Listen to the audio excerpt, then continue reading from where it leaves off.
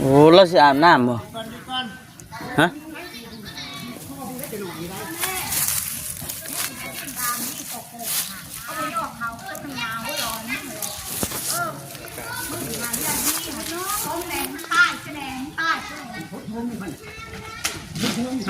แทงอะไรได้บ้างลงแม่แต่เพื่อนกูดิลงแม่บ่จิตบ่จิตบ่จิตบ่จิตลงจากคุณไปหลักเงินกูแล้วหลักเงินกูแล้วหลักเงินกูหลักเงินกูหลักเงินกูหลักเงินกูหลักเงินกูบ่จิตบ่จิตหลักเงินกูบ่จิตเอาหลักเงินกูค่อยๆเลย หลักเงินกูเก่งครับผมพูดจุดผ่านวงใต้หน่อยได้ละครูนอนกระชับเลยมาในลางเงินเท้ามึงไปในลางเงินเท้าอีตัวมาในลางเงินเท้าลูกชายมาในลางเงินเท้ามันเลยเที่ยวมันอ่ะไม่ทำ ที่ทำกินเหล้ากับตีใช้น้ำไปชี้ได้จะบิดได้อันนี้แล้วกินบ่เป๊ปซี่ฮะเป๊ปซี่แล้วกินอยู่บ่ผู้นี้กินดอกหลักชี้เนาะแกงพิมพ์มานะคือเพิ่นเช้าน่ะเพิ่นเอายามาใส่น้ำเป๊ปซี่แต่มาให้มันเปื่อยมันให้กินตำน้ำมูลจากปอนเลยบัดมันก็อ้ายมันบริเวณเลยได้ยาของน้ำไปชี้เรียกกันเอามาก่อนนี่เอาให้มันกินน้ำสีเหลืองแล้วมันก็ว่าอีช่างหานยังอันนี้พามาให้กูกินกินบอกฉันแม่นะกับน้ำกับยากินบอกฉันแม่ไปใกล้ๆเลยครับพี่แต่เขาอยู่หันบ่ให้ยาก็บ่นั่นอีกบ่เอาอีกมามันเขาน้องแม่นี่บอกเนี่ยนะพี่ไปแม่เอายามาให้คนใช้น้ำนี่มันบ่กินแม่นบ่กินของมันเป็นน้ำชีข้าวแล้วมันเห็นเรื่องมันคือน้ำไปชี้ได้เขาตีใช้ได้น้ำไปชี้ตู้ชี้ดำมาแล้วเห็นแต่ยานี่เพิ่นไปเอาอยู่ใช้ยายานี่อยู่หมอบ่เงินอยู่บึงฉางก็มีบึงฉางหมอเลยเนาะเขามีเฉพาะแพทย์เฉพาะอะไรมันยินบ่ลูกอันยายังแบบบึงเอามาบึงดูจะมาให้เพิ่นบึงก็ได้บ่เฮาก็ถามแล้วยายังอันนั้นน่ะยาระงับประสาทนี่บ่ตั้งแต่อามาน่ะเพิ่นกินจักเทื่อแล้วซั่นว่างานมันก็กินแล้วใครแน่อยู่บ่ใครเลยเฮ็ดจุนเฮ็ดงานบ่นี่ยังบ่ได้แม่บ่ให้กินน้ำยำแม่บ่หานนะคอยนั้นคอยใช้การทานกินมันจะนั่นลบๆเลยการเอายันเฮาก็บ่ตีหนาบให้มันย่านหนาเดี๋ยวนี้คู่เนาะว่าง่ายเนาะคู่ให้เพิ่นย่านบัดนี้ไปต้านมันบ่ย่านบัดนี้คือไปต้านมันไผสิไปตีให้ตายเฮ็ดพ่อให้โอ้ยย้อนท่านแล้วมันได้ดื้อหั่นลมคอยบ่ทำมันหานบ่ได้อยู่ดอกพยุงเหมือนกันอยากกินน้ำสิได้ก็นอนอยู่แล้วนั่งอยู่แล้วพี่น้องเอ้ยเนาะวันนี้น่ะมีผู้รักผู้ใหญ่เพิ่นชื่อเข้ามาให้แน่มานี่คือทิพย์เนาะทิพย์กับไอ้ลูอยู่ทางต่างบ่ได้ประมาทต่างประเทศพุ่นแหละคอยว่าอุกขนาดมาเป็นนี่คนมันบ่ได้จุดช่วงผัวพุ่นผัวอะไรมาชู้เอาเลยนะบัดนี้ชู้บัดนี้เห็นมันเป็นบาปปุ๊บเมื่อไงผมเมื่อจะขึ้นมาโง่ไปนี่นะกลับมาขึ้นหัวกลับพื้นของงับบัดนี้6 ล้านกับงัวตัวหนึ่งกลับขึ้นมาอีกผัวงับงัวนั่นก็เงิน6 ล้านช่วงเลยบัดนี้ช่วงเลยผู้จักเลยคนอธิบายคน50-60%ยาจะเป็นอะไรกับยาแม่อาศัยยาชิมเลยอันนี้บ่ยานะครับนะยาเช่นประสาทแล้วยานะครับประสาทบ่ยาเช่นประสาทก็กินให้ตื่นเลยเนาะยาระงับแม่อาศัยกับชื่อเรื่องบ่ขนาดใช่จังเม็ดอันนี้คือชื่อข้าวอันนี้ดูดีบ่ไม่ใช่เทเลเม็ดอันนั้นไม่ต้องผสมกับเป๊ปซี่เนาะเป๊ปซี่จะลองให้กินแล้วกะฉีบ่แม่ยังบ่ได้ให้เฮ็ดคนบ่นะคอยเฮ็ดให้ดอกเล่าบ่จักเฮ็ดนะทางนี้ทุกคนลองเมืองข่อยลองคอยสิมันอาม่าย่าแล้วก็ไม่ได้บอกว่าพอได้นั่นนี่ขอชี้แจงให้ยาเข้าใจเขาแค่หมอยาจะเบิ่งฝักยาได้อยู่ไหนอยู่นะบ้านนี้หันยาก็ยาหักใหม่เป็นยาดีหักใหม่แล้วเนาะยาพื้นเมืองบ่เอายานี่เมืองเข้ามาบรรเทาเนาะอันนี้อาม่าสิใช้แสนนี่ อามาแต่เบาเงินนั่นแหละระหว่างให้ บ้าน โอ้ นี้ เป็นหยังแล้วจ้ะนี่เฮามาจากแพทย์หมอเพิ่นอยู่แล้วเนาะ ได้ลูกเอ้ยเขาสิเว้าเด้อตัวนี้หันที่สิน้ำปีกชีสุสีดำหั่น ทับก่อนทับแล้วจังนั่น มันบ่เห็นเลยอันนี้ เฮาก็กินเฮาก็ดี มันควรหนึงเฮาควรหนึงก็ต้องยา กิน ก็ใช้น้ำธรรมดาแล้วก็มันเลื่ มั อน ง เรื่องแล้วมันอันนั้นมันก็เห็นมันก็ตั้งเลยยามันก็คิ้วเห็นมันคิ้วตัวนั้นมันคิ้วได้มันคาเลยได้อันนี้นะ ตัวนี้ว่าอันเรืองแล้วมันออกใส่กันกับ เนาะลองเบิ่งซะเนาะลองเบิ่งเฮ็ดไปเบิ่งนะ เฮ็ดแล้วบ่เฮ็ดแล้ว อันนั้นมันก็ได้ใช้น้ำก็สิ ว่าเบิ่งนี่อาการหนักกว่าเก่า หนักเลยหนัก นี่อ๋อ นักกว่าเก่า นักได้ดูเว้ยบอกว่านัก พอก็บ่ให้เขาไปจ่ายพอเขาไปจักอัน เอ นี้ อ แนวอันเป็น ไปเฉพาะไปเอาของมาก่อนไปนำเฮาไปไปคำไปเอาของมาให้มาเบิ่งกันไปไปนี่ได้ไป เป็น ดู มาโอ้โหเป็นอะไรไปมาลูกแม่นั่งนี่แหละ แม่นางนั่นแหละแม่ ปุ๊กได้ลูกเอ้ยเป็น เฮ็ดเป็นแล้วก็นอนเหมาะๆแม่ๆสิใครอยู่เนาะอันพอเนาะนี่เราบ่นอนจ้ะ เข้านี่ป้านี่ก่อนเนาะเข้านี่50โลพี่น้องเอ้ยเนาะ ใช่ๆจ้ะ เข้านี่50โล สาธุลูกบุญคุณลูก พอ เอ้ย ได้ก็ได้มากิน มากินแน่ ใช่ๆ เบิ่งลูกเบิ่งเต้าเมื่อยซำนี่ไปหาอยู่หากินไปหาข้อเข้าอีกบ่ให้ โอ้ยเอ้าคนบ้านที่คุณทางก่อนเลยเขาก็บอกเข้ามาสูงทานกระตาคอน้ำเอ่ยน้ำนองอะไรเขาคอน้ำมูก เอาพี่ซะตัวนี้ป้านี่ก่อนเดียว พอดีจะเอาขึ้นย่อขึ้นเฮือนพุ่นตัวนี้ครับ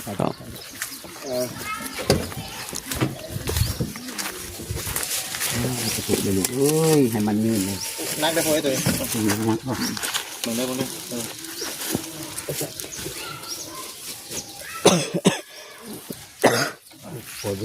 เคยเห็นลูกผมเคยเห็นเป็นนะโอ้ย ไปครับได้ป่ะ แล้วคุณใส่รถพิจารณาเถอะ เคยเห็นก็ได้เห็นเนาะ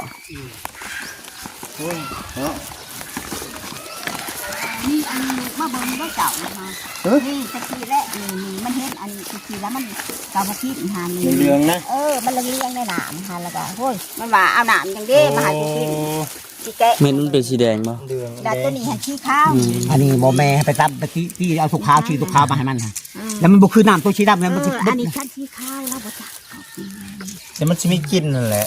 เนาะ จังว่า น้ำตัวชีดำมันบ่มีได้ลูกได้ บ่มีว่า มันขามันแห้งดิ มา อันนี้ ให้ลองเฮ็ดเบิ่งพอกันเลย สาวสาวโอ้ เอาเห็ดเบิ่ง ใส่กับลูกพอเลย คืออันนี้อันนาใส่ฮะนะใส่ในน้ำก็สีก็พอว่า ลองเฮ็ดเบิ่ง บอกว่าความสามารถแหละพอเช็ดนี่อันนี้ฮันเดอร์คอยชัวร์ที่หนักกว่าเก่าหนัก ที่น่ากินเนาะมาสามารถหาเว้าเรื่องเวียนเฮาก่อนเนาะอาแม่ถือก่อนเด้ออันนี้เป็นมีเด้อพ่อกับแม่เด้อ จ้า มีแก๊สนึงพี่น้องเลยเนาะพอไว้กินบำรุงตัวเองแน่พอเมื่อยก็บำรุงน้ำเต้าอุกใจเนาะ อุกแล้ว มือนั่นก็เชี่ยวมาชุงได้หากระชอบพอปากชื่อหักแข้งตอนอยู่ทหารน้ำกันนะ ล ลู ง ก ไว้แม่นบ่ ครับ ลงไว้เนาะอันนี้เด้อพ่ออันนี้ก็ไข่นี่ก็แค่นึง นะ เนาะ ถูกลูกอุ้ยให้มันยืนกว่านี่เป็นแถมเป็นเจ้าเป็นนาย อันนี้เป็นหมักพริกเด้อ เจ้า มีเกลือ อ๋อ เกลือ2ถุง เอ้ยบุญทองจองไปนี่ เบิ่งกัน ความ ก่อน หักแพง แล้วก็เป็นนัวนี่2ถุง จ้า เนาะ จ้า ก็ได้เฮ็ดดูให้กิน ป้าพอไปแม่อยู่ฉันแม่ไปพออยู่เลยอยู่ก็อยู่ในผู้ใด ได้ ผู้หักเฮามีผู้ชังเฮามีนะลูกมา นี่แหละปลาเด็กโชว์กันเด้อ จ้า น้ำมันก็2อันเนาะ โดย น้ำมันพืชนี่ได้อนี่เด้อ จ้า น้ำมัน สดไข่ น้ำปลาพร้อม เอ้ยให้มันยืนเลย แล้วก็พวกหมูพริกอีก2อันเนาะ นี่ ปลากระป๋องปลากระป๋องกินมันจะมีแห้งพอก็ไม่เอ่ย คนต่างประเทศคน อยู่ห้างสหรัฐพุ่นได้ มาสหรัฐได้เป็น อยู่ น้อย สห ได้ รัฐอเมริกา เป็นว่าได้ เดี๋ยวสิบอกชื่อเพิ่น ครับ ให้เพิ่นให้จักนำกันเนาะอันนี้น่ะทั้งผู้รักผู้ใหญ่เพิ่นน่ะคือเอื้อยทิพย์ เอ้ยทิพย์กับเอ้ยไอ้ลูเด้อ สาธุ ไอ้ดูบอกคิดว่าเสื้อผ้าหน้าแพร่ชื่อไปให้มาให้นาสินุ่งอยู่บ่ นุ่งเชือนุ่งหนาว หนาวเนาะ นุ่ง เป็นเสื้อแขนยาวตัวหนึงพี่น้องเนาะ เดี๋ยว ใหญ่ พอ ๆ ดี เลย พอดี พอดีมันทัน ใหญ่ๆเลยแล้วก็มีผู้สิสั่นน้ำนี่เด้เอาให้น้องตุ้ยให้แล้วเด้อ เจ้าเอาให้กันเลย ต้องนุ่งเบิ่งคันว่าเราสินุ่งว่า บ่เอื่อยขึ้นมามื้ออื่น เออ กับอัน นี่พนุ่งให้ก็ แล้วก็ส่งแน่นี่ส่งเพิ่นสินุ่งอยู่บ่ส่งนี่ ไว้นุ่งมันนุ่ง เออ ส่งนุ่ง กะนูหั่นแหละ บ่จะมันถ่ายยากมันถ่ายยาก ถ่ายกะบ่เลยกะเอื่อยเข้าแนะนำเบิ่ง ต้องเบิ่งบาทสักบาทนะลองเบิ่งสักบาทคันว่ามันบ่ตอบโจทย์เฮาก็บ่ให้ใช้ แต่บ่จิซื้อมา2อันเด้เพราะว่าผมกินนี่น่ะเปื่อยเบิด ผมมันน่ะเราลึกหันตึกนี่ใส่พอกินนี่ปะ ว่า ไปเลย เราบ่ได้วนวายซะโอ้ย ทำวิ่งมันก็ดีจักว่าบ่จักว่าสิว่า เขาคอดบักหาอันนั้นเฮ็ดของ ด่า มันด่าคอยสิเว้าบ่ แล้วลงทีแล้วนั้นเราบอกบ่เป็นเนี่ยนี่ฮะ ด่าเห็นบ่เว้าว่าลักเงินท่านมันบักขี้ลักสิลิ่มไตได้บาดสิได้ เราบ่ได้ แต่ว่าไปชาหัน นะ โอ้โหบ่มีอะไรเลย เอาเดี๋ยวก็เบิ่งกันมี ไผอันเอื่อยเพิ่นว่ามามื้ออื่นหั่นกะก็เพิ่นโทรเช้านี้เพิ่นว่าไข้แน่บ่อ้าว เฮงนัก นักกว่าเก่าติ เอื่อยก็บ่อยากพูดว่าอีล่ะเราก็เมื่อยบ่แม่นแต่เนี่ยนี่ แต่จังซั่นล่ะผัว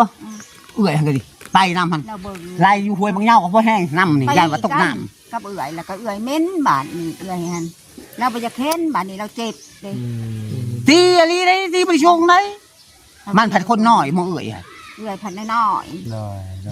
โอ้ยอุกอะไรโอ้ย เนาะ ๆแม่อันนั้นเราบ่อยากหานข้าวไก่หั่นแล้วก็เจ็บแล้วก็ปานนี้แฮงบ่มีผู้เบิ่งแฮงช้ำนี่แหละ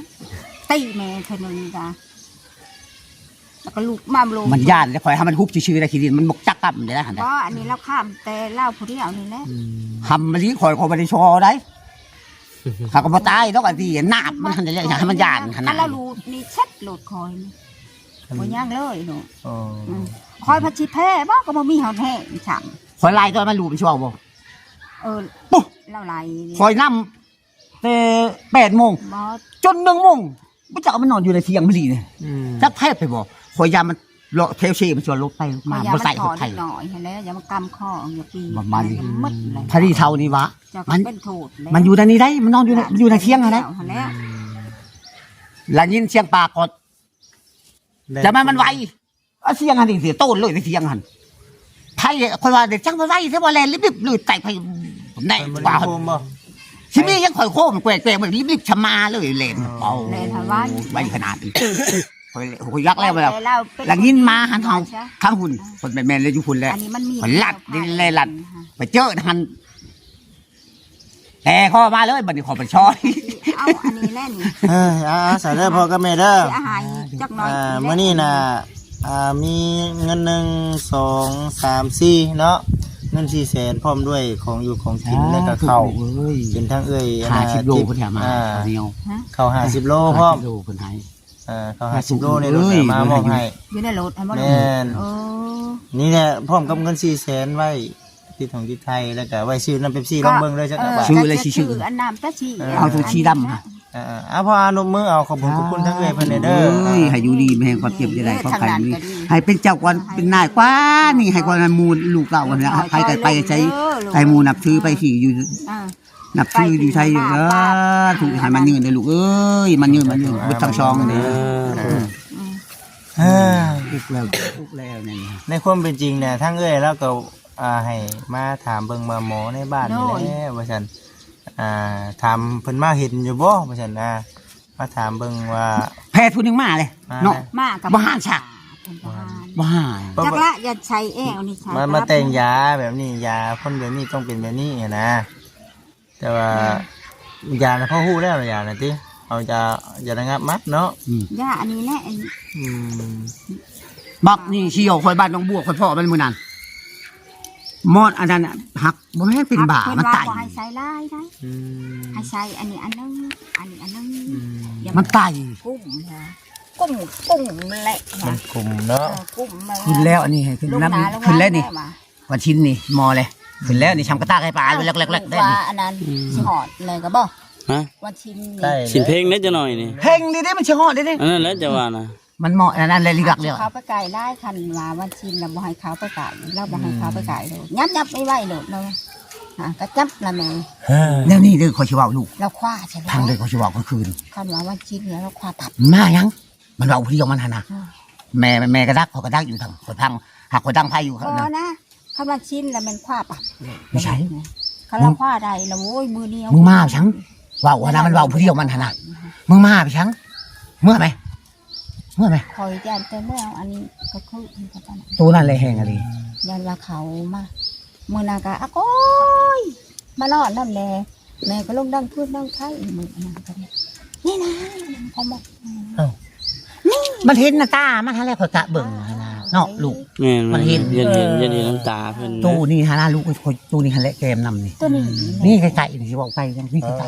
เนาะอย่ารักใจรักเนาะ ๆพูดอะไรจักหมูเครื่องชาจังโอ้ยก่อนเลย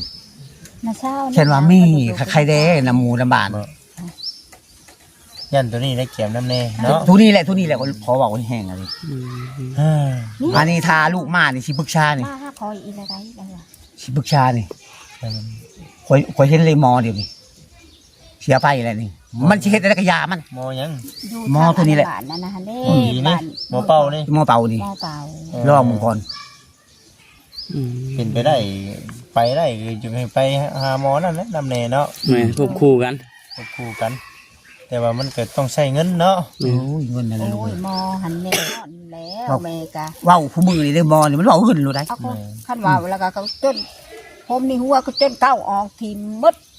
ลูกตะพุ่นกับคุใช่ลูกตะพุ่นกับคุใช่คุจะผู้เดียวนี่ ก็แม่ไปนำน้ำป่า มันสิว่าขายนี่เอาช่องหลานลูก ไอ้ช้าง ใช่ว่าถ้าพายทำนะ ทั้งคุทั้งลักเล็กนะละปวงไปแล้ว อันนั้นนี่นะบ้านอันนี้ ทั้งอันนี้ ควยบางอย่างนี่เคยเรียนอยู่บ่ลูก เคย อืม โอ้ย ครับคำหวานเก้งอยู่อาจารย์ค่ะบ่แม่นเว้าได้ว่าบุกีก็หันจะชำรัดยังได้ตอนนั้นหันบ่แม่นตอนนั้นธรรมดาตอนนั้นบ่แม่นตัวนี้เกมเขาไปนำหั่นนะธรรมดา ประสาทนั่นแหละพี่น้อง ปัจตัวนี้ดึงประชาถึงตัวนั้นเขาไปนำเลยนะลูก ผู้ชายนะ มีแต่อันนี้น่ะขั้นสิเอาอันน่ะขั้นสิเอาเล่าไปนี่บ่ได้เด็ด บ่ได้บ่ได้บู โอ้ยชิบะ บ่ได้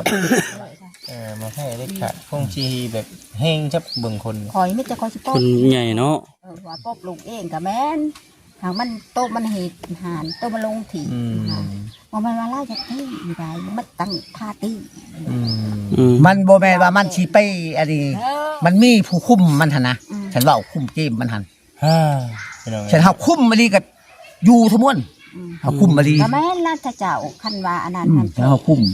ฉันพอ ค คุ อ ม ยคอยป๊อบ ปุ๊บเลยแม่หั่น ตะกี้ที่เขาไปซีป๊อบเราใช่ บ่กล้าบ่เดี๋ยวนี้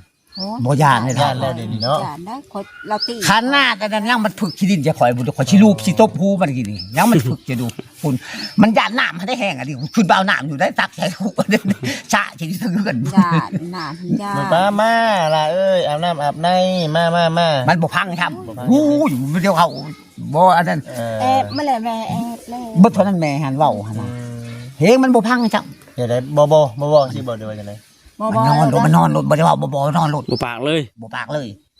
สวรรค์น้ำนี่ถูกเลยค่อยก็มางึดช่างไปปิ่นอะไร นี่นอนแหละ อ้าวฉันบ่เห็นแม่แล้วก็เนี่ยนะเพราะว่ามันทะนองแม่นี่ข่อยเว้าในนั้นอยู่ ก็แนวมีพัฒนาเห็นไหมเห็นไหม ย่า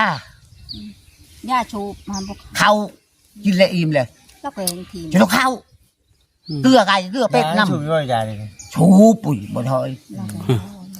แต่ว่าอย่ามาบ่จิตหาบ่มีพี่น้องเนาะ แม่บริชูแต่แต่เขา ยาก็บ่มีเนาะ อันนี้ก็ช่างปิ่นเขามาคืออันนี้ยังบ่ติดได้ขนาดยาพอนี่เอาทางไหนหน้าแดงนี่ยานี่ยาช่องนี่ เราบริ เอามาเพียงบ่ยาคือพี่ยาเขาว่ายาต้นเฮาถูกบ่ได้ยาปลุกค่อยห้ำช้างของมันค่อยห้ำแม่ก็ไปห้ำหมัดเมียนเอามันพาคายหมัด ที่พาดู ปะไม่รู้นี่บดกองหนึ่งไก่กับไผ่ นี่ได้พาดูอันนี้ ป่อ คอยหันอยู่ทางเทิงก็จนฉมักตายเลยยา ใครละพี่บ่รู้เวลาสิกระดูก ทิมมีช่องกองห้ามมีที่ชามว่ากูว่าเบิดยาได้ได้กูเป้านี่ใช้ยามึงบ่มีเงินชื่อได้นอนเลยบัดนี้ ใครแน่อยังว่าเราสูบยากันเลย ฮะ ใครแน่อยังว่าบัดสูบยาก ระชูบนั่นกระเบา เข็นได้สูตรนะนี่เป็นได้ใด มันมาจากไข่เนาะมันมาจากไข่ โตดีหันคอยเว้ามันบ่ได้ไข่นะมันขึ้นไปบนหนานะขึ้นไปเอานั่นน้ำนะมันคอยขึ้น อันนี้ มันคอยนี่ แล้วสิเขาแก่และอันนี้ ฉันแกแล้วก็ชูอยู่เจ้าพ่องอยู่ได้แม่งอันนี้ อันนั้นแหละอัน แกเด้อแกเด้อบ่เว้าน้ำไผอยู่ได้บัดนี้ได้ ถามว่า อันเพิ่นบ่ได้มาบอกว่าโอ้ยถามเฮาก็ถามหัวเขาถ้าเจ้าเองนั่นแหละเนาะสิถามขอ ที่แบบใดนี่ก็โอ้ย ลำบากอันนี้โอ้ย จักได้ ขอลูก มีแต่ ทางที่แก้ไขรักๆเลยนี่ คอยว่าจักชักยาเพิ่นว่าบ่ให้ซักว่าหมอว่าพอที่จะถูก เฮ็ดได้เอาวิธีแก้ไขรักๆเลยเนี่ยสิเฮ็ดได้ทันตอนนั้น เป็นขอยอยากเบิ่งเขาเจ้าที่ขอยอยากถามไปว่าหมอเก่งๆนี่ถ้าเชียไปผมก็ได้อยู่ครับเท่านี้ก็เก่งอยู่เท่านี้ หมออันนี้ให้เพิ่นถอบหัวได้หักสิหานบ่ หมอนะสิเข้าไปหาลูกที่ไทยนี่เก่าก่อนนี่ทางใด หมู ก็ เป่า เก่า นี่ หัวแล้ว โถ่ เอาไปหั่นเด้ มันบ่ได้คือได้อันนั้นเจ้าเราบ่ได้ให้ขนาบคะแนนแต่ละคนน่ะหัดดีเบิดบ้าหั่นอยู่กลางอันนี้เอาไปเลยทีหนึงมันไข้แล้วขนาดรถมันขี่มาเองเลยรถน่ะมันขี่มาเองเลยได้ ขี่แล้วหักขี่อันเต็มจนบ่จักถิ่ฮะโอ้ย อันนี้เว้าคือเว้าใน เว้าชัดชื่อละแม่นี่ ในนามในแบบว่าหมอเป้าแม่นบ่ เอาเป่าหมู่พื้นเมืองว่า แต่ว่าหมอรัฐได้ใช่หมอรัฐนี่สิแก้ไขในได้หมอรัฐ นี่นะหมอบ้านมังทองเขาบอกอยู่เสานี่ก็ได้ หมอ หากว่าปฏิบัติไอ้อันเรียบร้อยแล้วก็บัดนี้นะเอาเพิ่นมาเบิ่งแล้วเพิ่นว่าถอบนี่หัวนี่ถอบออกอันโตที่เฮ็ดฮะเพิ่นว่าดี ลายไปคาย บ่จักละ มีไข้เนาะ ทำก่อนเด้อทำมันสิไปเอานะสิเหาะ 6,000แต่ว่าพระจัก 6,000 บาท แม่พระสิไปเอานี่ พัน ใช่ บาทมันถึงชามด่านตายเลยเนาะ แม่หมอมันในใจนี่หมอนี่นะนี่หมอนี่พร้อมนี่นะหมอยาเฮานี่หมอแพทย์นี่นะ แพทย์เฮานี่แหละ แต่ยานี่ กินหืดกินยา ในเมืองเลยยานี่ในห้องหมอเลยนี่ เขาจะไปบอไปแมนเขาจะไปทำมาแล้วนั่นทันดอกตัวใหญ่ เออ มันเป็นสภาพนี่ที่ได้บ่ทานหมอมันบ่แม่นว่าในด้านนี้ประสาทจะเพาะลูกนาชีรายงานให้เขาเจ้าประสาทเว้าในนั้น แล้วก็ต้องทำ เขาชักลุงเฮงชักแล้วเทื่อหนึงมันดีเลย ดี ดีเลย เพราะว่าก็ยาตัวน่ะหมอเป้าน่ะเนาะ โตหมอ แม่น อันล่วงเลยละอันนั้นเลย คอยว่าจะเราเรื่องหมอเป่านี่มันหลอกเบิดรู้ได้เงินนี่ได้มันดีบ่ดีก็มันเอาเราได้ลูก แม่ มันบ่ได้เว้าในนั้น ๆ ได้ อันนี้น่ะให้เอา คอยอยากไปหา ลูกที่เราขี่ยา โอ้ยเขาจังนะนี่นะ พี่แต่ว่าเอาในนี่เด้อพ่อ เจ้าเจ้า ก็ลองถามเบิ่งก็คือขยาชุดหนึงซะ เจ้าเจ้า จันมาไล่ไปถาม เจ้า เนาะ เจ้าเจ้า ก็คือขยาชุด ถามมึงรายละเอียดก่อนนะ เจ้าเจ้า ที่แรกน่ะในความเป็นจริงน่ะคิดว่าทุกชรานี่มีแพทย์มีหมอน่ะสิเอาเพิ่นมาเบิ่ง คอยเว้าในนี่ลูกเอ้ย พังเด้อเพิ่นเว้า คอยเว้าไปแต่ว่าชักเนาะ เออ ให้เพิ่นเบิ่งไปเบิ่งบัดนี้คอยจะไปนำให้เพิ่นมาเบิ่งให้ได้กว่าช่วยดีกว่าให้ขายตามมันลดล่างเพิ่นมาหั่นนะ แม่น อย่าให้เพิ่นมาเบิ่งนี่นะบัดนี้หั่นเอาไอ้น้องมาหลายคนแล้วบัดนี้ เขาต้องให้ค่าน้ำมันเพิ่นนั่นแหละ ใช่ครับมือก็ใช่ได้พอบ่ได้เว้าโดนได้ใช่อันนั้นให้ อยากให้ดี อยากให้ดีหั่นนะสิบังคับนี่นั่น แต่ เด้ ว่า เอามาเบิดไอ้น้องหั่นนะ แต่ว่ากล้าว่าสิเอาท่านหมอมาได้อยู่บ่นี่ ได้ดอกสิเอาฐานหมออันนั้น ไกลบ่จัง แล้วมึงชดนี่นะ เนี่ยมึงชดนี่ลูกมาทางใด เพิ่นสิมาได้บ่เนาะเรียนบ่เวลาเพิ่นนั่นแหละเพิ่น ยันบ่มีเวลาอาหารนะ เออ คันว่าวันถิดนำบ่จักเด้อ ถ้าเพิ่นมาพร้อมได้เราต้องถามแบบนี้ค่าเสียเวลา เจ้า มัน ค่อยมีแต่เห็นว่าลูกว่าชื่ออะไรลูกเว้านี่นะ เพราะว่าหนึงเนาะแม่นอยู่เพศหมอก็ได้พี่น้องเอ้ยเนาะสิให้เพิ่นมาเบิ่งก่อนก็บ่จิตก็ต้องเพิ่นก็ต้องค่าเสียเวลาเพราะมาไกลเนาะเพิ่นเสีย น้ำมูกน้ำมันนั่นแหละ ไกลเนาะ เจ้า แล้วก็กะยาเนาะก็จังว่ากัน แต่ว่าเฮาไปถามเบิ่งเทปอิดนี่แหล้วว่าเพิ่นสิมาบ่นะคันมาก็คือเท่าใดเนาะก็ไกลเติบบ่จากอยู่นี่ ไกลเติบไปแล้ว ไกลครับเนาะ ก็ใกล้เกิด เห็นว่าวันอาทิตย์วันเช้าบางทีอยู่ อืม ต้องเบิ่งวันที่มันเสาร์เนาะ เจ้า อืมเห็นไหมอันนี้ก็เดียวรอ เบอร์หั่นนะเบอร์เอาได้กว่าทางเขา ไม่ได้ อัน เจ็ดให้ ลูกก็จักชื่อจักชื่อ บ่จิตอันนี้บ่จิตเด้อบ่จิตบ่คำ อันเขาว่า คิดค่ำมันเด้ ถ้าเจ้าบ่ได้บ่อันถามเพิ่นบ่ว่า ชื่อหยังดิ บ่จัก อันนั้นบอกค่ำ จัก มัน อะ คำบ่จิตเนาะมีแต่ว่าเดี๋ยวสิเอาอันน่ะเบอร์ เจ้า พอเบิ่งเป็นจังไดก็โทรมาถามไทย นี่ใช้โทรศัพท์ได้ไหม ว่า ใช่ครับ เอาเบอร์ก็ได้มั้ย นี่เอาเบอร์น้ำลูกนี่ จดใส่เจี้ยให้แล้ว เจี้ยก็ได้เพราะ จัก ว่า สิให้คันว่าอันนั้นก็มีเป็นเวลาได้เพิ่นยันเพิ่นอยากเพิ่นจ้างก็ไปโทรเขาก็บ่ได้อันนี้บ่ เพราะว่าบ่อันนี้ก็ยังเอาเบอร์ให้ชื่อเนาะ แม่ โอ้ย มีหยังก็ให้โทรมาถาม เจ้าอันนั้นแล้วว่าอยากได้เบอร์น้ำลูก ทั้งบ่จิตถามว่าสิช่วยแบบใดบ่ได้อันนี้บ่จิตบ่จักบ่จิตต้องถามผู้ใหญ่เพิ่นอันนี้ต้องเว้าให้ผู้ใหญ่เพิ่นฟังเนาะคือเอ้ยอันน่ะเอ้ยทิพย์นี่เราให้อยากพูดอยากได้ข้อมูล ถือแล้ว แล้วก็หลังจากว่าบ่จิตฮู้ข้อมูลแล้วนี่บ่จิตสิถามปรึกษาบอกกับทางเอ้ยทิพย์เพิ่นเนาะว่าเพิ่นสิเอาจังไดดี เจ้า จึงว่าจึงให้คำตอบว่าสิช่วยเนาะ เจ้า อันนี้คือ ถูกบุญ เบิ่งก่อนนะ จ้ะ เริ่มต้นนี่คือเฮาต้องถามเบิ่งเพศเบิ่งหมอก่อนนะค่าเสียเวลาเพิ่นมาพร้อมมาแล้ว ถามก็ ถามก็โตดอกตื้อใหญ่ดูนะถามนั่นน่ะวิธีการเนี่ยอยากเฮ็ดได้บ่ทันหมอ เพิ่นเคยมาอยู่บ่นี่ บ่ได้เคยมา คือบ่ได้ว่าจักคือ เพิ่นบ่กล้ามาเพิ่นสิมาบ่ เบิ่งก่อน ตัวโอ้ ก็ถามเบิ่งอื่นคันไป มาเลยเจ้าไปชื่อน้ำไปขี่เขาสิให้เอาลงให้กินรู้เด้อแมลงนี่มึงเจ้าก็กินคนนึงมันก็กินคนนึงเฮ็ดได้นั่นลูกพร้อมไข่พร้อมกินได้นั่นเฮ็ดตัวขวดนึงเอ้ากูก็กินผู้ละขวดโลดกูบ่ให้กินพอมึงหันยากูสองคนเอาละกิน สองคนเฮายาดิ กินสองคน อยู่อะ งัวมันหั่นนะบ่ให้กินพอมึงเฮารักกินนี่แหละว่า รักกินเนาะ รักกินโลดเว้านี่นะมึงกินไว้ได้มึงก็ดีได้ฉะนั้นมาแล้วเราเห็นแล้วอยาก พ่อเห็นได้ดิใส่พ่อมาพ่อเห็นได้เนาะ ไปกินได้กินเฮาติ เห็นรักกินโลดไว้มึงอยู่ให้เราเห็นได้จะเลอะนั่นน่ะ เราเห็นอันนี้บ่ลูกเองเด้อ ละนอนนี้อีละ สวยบ่ลูก เนาะละนอนอีละอันนี้ฮะ นอนแล้วเงียบไปเลยเนาะ วันนี้รู้จักชื่อละ บ่คิดบ่ค่ำ บ่ค่ำ นี่บ่จิต น้องเนี่ยน้องอ้ายกับน้องนี่เด้ คือกัน ว่า คือกันนั่นแหละ ไปนำกันพี่น้องเอ้ยเนาะจังว่าเอามานี่ก็มาปรึกษาหารือกันในเรื่องแบบนี้แหละที่ได้คันว่าแพทย์หมอเพิ่นอยู่ใกล้ ไปนำเพิ่นมาอยู่นี่ให้มาเบิ่งบ่ซั่นมาก็คือว่าแน่เนาะมันต้องหมอใหญ่โลดเนาะ หมอใหญ่นะลูกนะด็อกเตอร์ใหญ่ผัวนั่นเลยนะ น้อยบ่ทานหมอพี่ได้ อืม ทานหมอตัวนี้ได้ทานหมออยู่บึงช่างนี่ทานหมอยังก่อ อันมอตุดฮะ ด็อกเตอร์ใหญ่ได้เท่านั้นได้ เอาซั่นแหละเอาซ้ำนี้ก่อนซะเนาะ เจ้า เดี๋ยว เขาจะปรึกษากันดังกล้องก็ได้พี่น้องเอ้ยมีแต่ว่าสำหรับคลิปนี้ก็เดี๋ยวบ่จิตก็สิได้จบคลิปก่อนมื้อหน้ามื้อในพุ่นแหละเนาะสิได้มาหาพ่อกับแม่เพิ่นอีกเนาะ ใช่ มีแต่ว่า บุญคุณให้อยู่ดีแม่